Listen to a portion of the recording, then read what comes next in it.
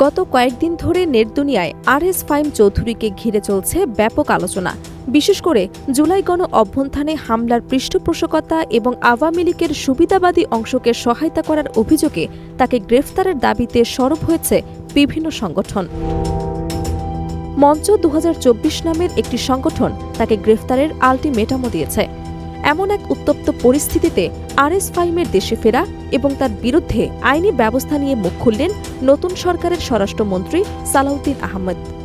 দেখলাম যে আমরা গতকাল সে বিদেশে পলাতক ছিল, কন্ট্রিবিউটর ফাহিম, সে দেশও আসছে। সাম্প্রতিক সময় দেখলাম যে যারা আসামি তারা অনেকটা প্রকাশ্যে হচ্ছে। এদের বিরুদ্ধে আপনাদের কোনো ব্যবস্থা নেবেন কিনা অথবা আপনাদের অবস্থানটা কি? এইরকম স্পেসিফিক কোনো ঘটনা নিয়ে আমি তো এখনো ওয়েল ব্রিফড হই নাই যে এটার জবাব দেব। স্বরাষ্ট্রমন্ত্রীর এই বক্তব্য কি আরএস ফাহিমের জন্য বড় কোনো সংকেত?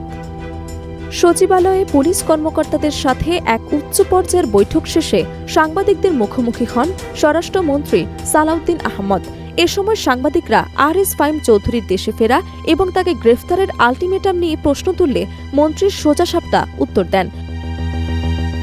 স্বরাষ্ট্রমন্ত্রী জানান, আরএস ফাহিমের দেশে ফেরার বিষয়টি তার সুনির্দিষ্ট নজরে না থাকলেও ৫ই আগস্ট পরবর্তী মামলাগুলো নিয়ে সরকার অত্যন্ত সতর্ক।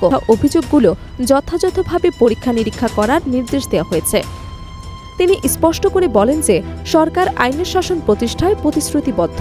যদি কারো বিরুদ্ধে সুনির্দিষ্ট অপরাধের প্রমাণ পাওয়া যায় তবে সে যেই হোক না কেন তাকে আইনের আওতায় আসতে হবে।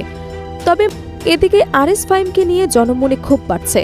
মঞ্চ ২৪ নামের একটি সংগঠন সংবাদ সম্মেলন করে দাবি করেছে যে আরএস ফাহিম জুলাই আন্দোলনে ছাত্রলীগ এবং যুবলীগকে পৃষ্ঠপোষকতা করেছেন এবং অন্তর্বর্তী সরকারের অভ্যন্তরে থাকা কিছু কুশিল্পের কারণে তাকে আগে গ্রেফতার করা সম্ভব হয়নি। এই পদক্ষেপ হবে আইনি প্রক্রিয়ার মাধ্যমে। পুলিশের চেইন অব কমান্ড বা স্বচ্ছ নিয়োগ ব্যবস্থার মাধ্যমে আইনশৃঙ্খলা পরিস্থিতি স্বাভাবিক রাখাই এখন সরকারের অগ্রাধিকার। আরএস ফাহিম চৌধুরীর বিরুদ্ধে ওঠা অভিযোগ কি সত্যি প্রমাণিত হবে, নাকি তিনি আইনের ফাঁক দিয়ে বেরিয়ে যাবেন? স্বরাষ্ট্রমন্ত্রীর এই ভারসাম্যপূর্ণ বক্তব্য দেশজুড়ে নতুন আলোচনার জন্ম দিয়েছে। একদিকে জুলাই বিপ্লবের বিচার আর অন্যদিকে ন্যায় বিচার নিশ্চিত করা, এই দুই চ্যালেঞ্জের মুখে নতুন সরকার। Desk report, Dhaka.